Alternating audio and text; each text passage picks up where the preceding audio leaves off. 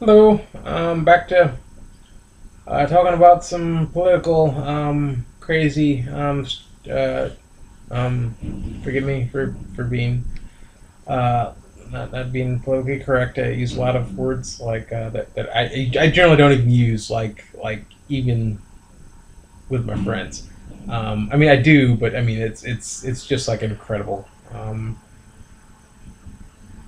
Amount of greed that people. It's like you just got to think about it. It's like how much money do you need to be comfortable? Hmm? Obviously, I'm a weird guy. I mean, look at me. I have the freaking the Ernest P. Worrell hat and the freaking Muppets T-shirt on. But that's just me. I can live with. I can live on. I mean, as a graduate, I can live on a good $30,000 a year. And matter of fact, I was happy. I'd be happy to have that. I was having a blast with that money. I was like, wow, what I was just like when I was getting that money, I was like literally thinking, I was like, what am I gonna do with that money? Like, that was the entire time. I had an entire year just like thinking. I was like, what what am I gonna like? That's a lot of money, at least for me. I mean, don't compare me to other people. I'm just a weird guy. Um, but when you get into the billions of dollars, how much? How much? I mean, how much do you need? How much do you need to be happy? Um, it's it's a little excessive. Okay, it's a little excessive. You can have a dream. You can probably have millions of. You can probably have $1 million, a few $1 million, like a billion. It's like, would you even use that much money in a lifetime? Like how? So of the billionaires, have any of them? I mean, they probably, yeah. There have been examples of like them going to the poorhouse. That's because of stupid investment. But like, just like, what if you just like you just stopped? You just retired on like $100 million. Would you lose? How much money would you lose? I mean, it's like just if you just retired on that. It's like how much money? Like if you just well, vacation. You call that what's it called? What type of income is that called? That's called disposable income. You could just that's it's retirement. Just you just have $100 million and you just disposable income. Just use it to live out your life. Um, that's even that you probably wouldn't even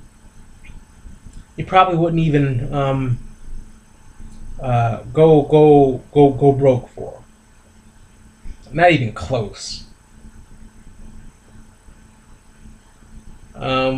I'm waiting for someone to give me some counter examples, like $100 million would not be the American dream, or just 50.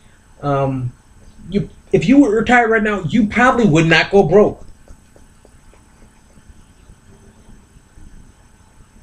Um,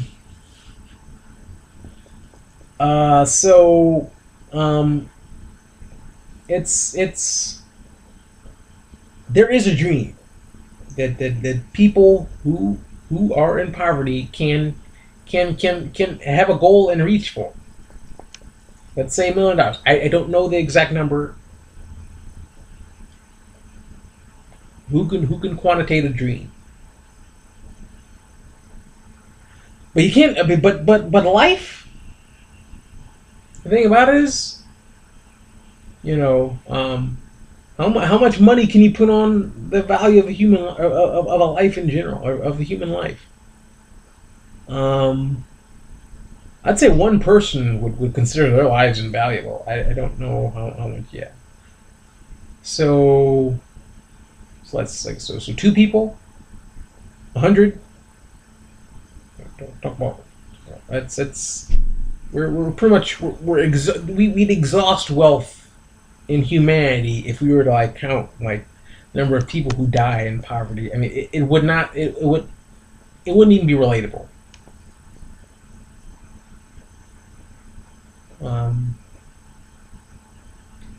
So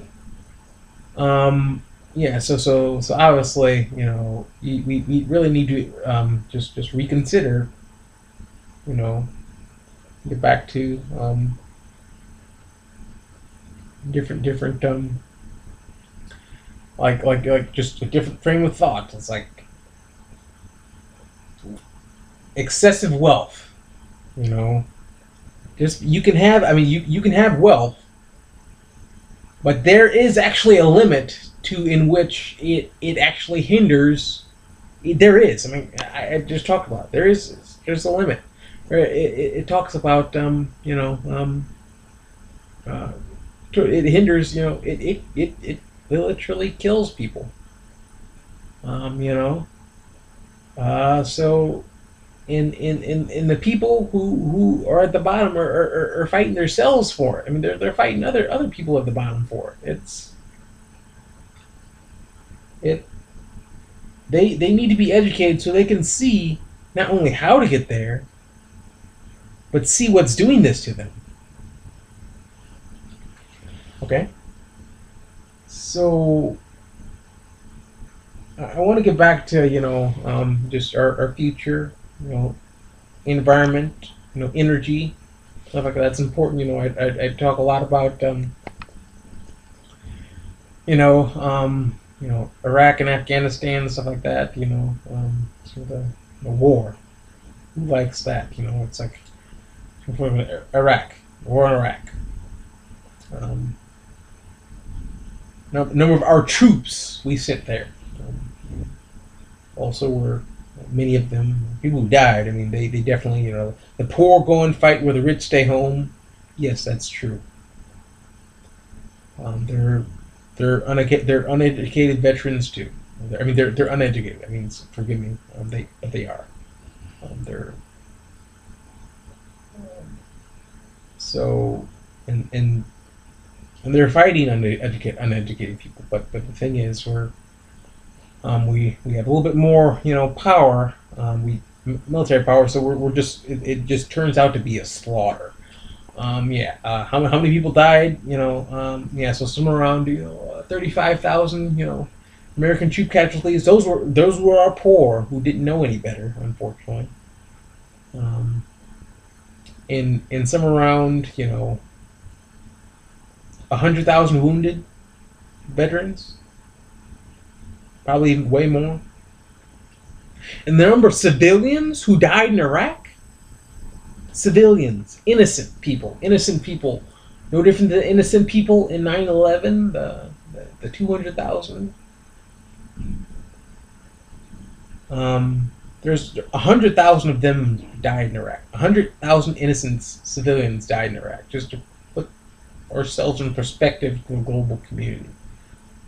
That's not even counting the wounded, the casualties and the wounded of civilians. Um, okay, and it was for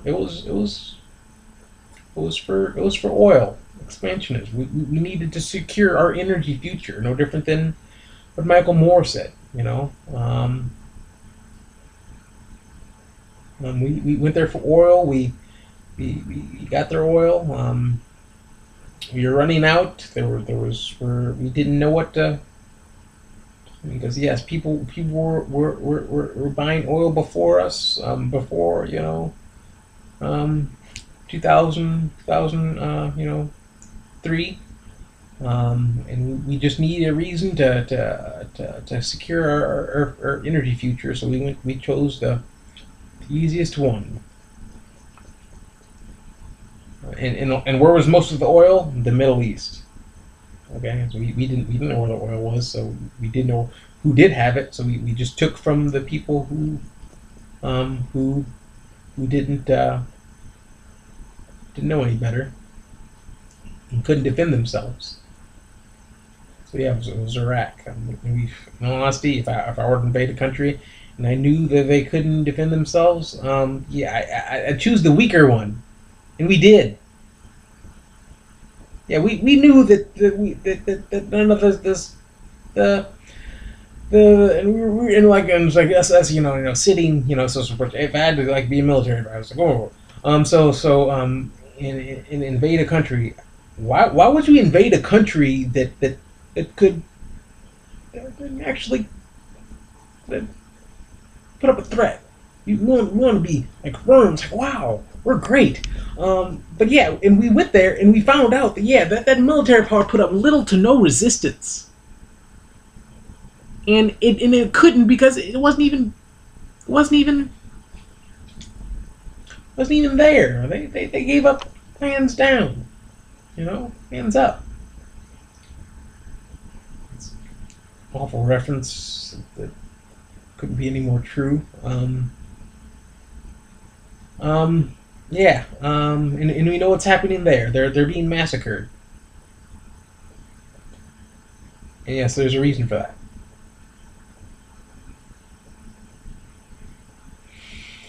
So yeah, so much back to support of Michael Moore, his Fahrenheit 9/11.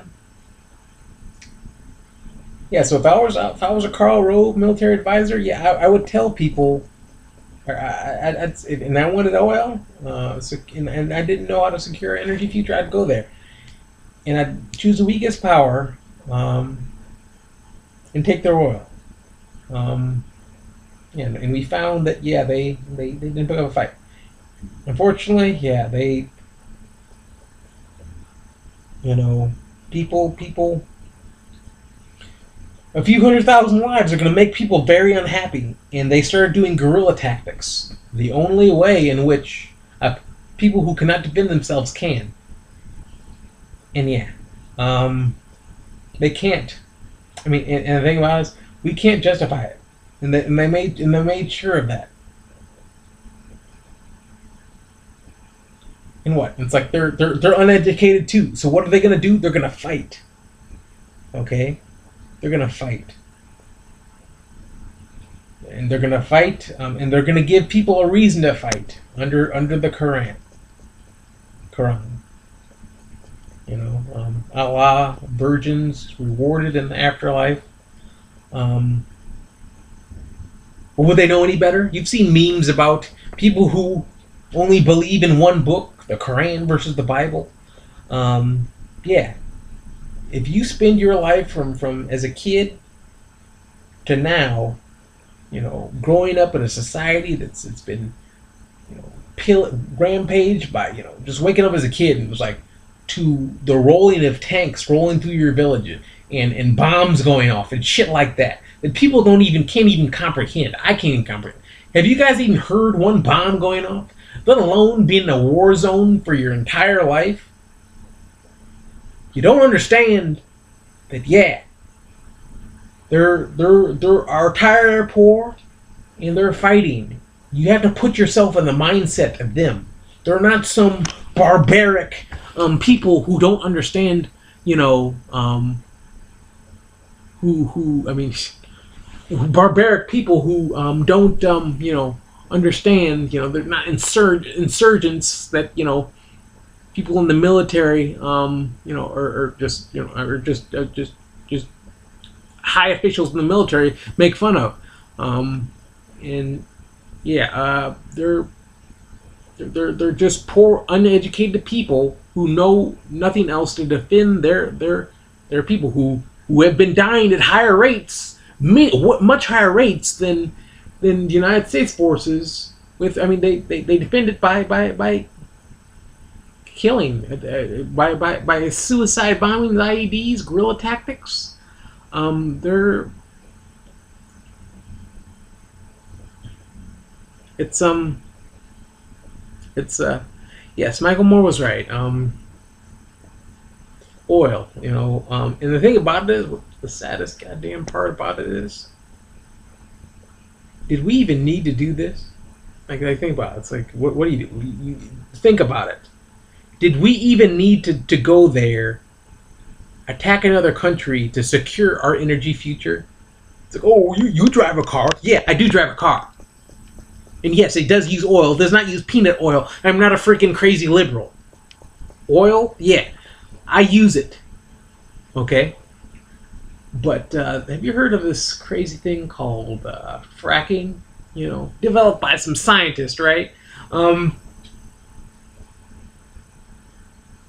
That's what people could have invested in if they could have invested in science opposed to attacking a goddamn country and killing people.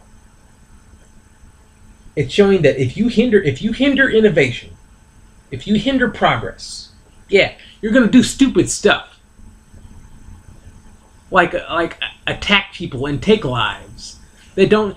But if you don't understand it now, I'm sorry. It's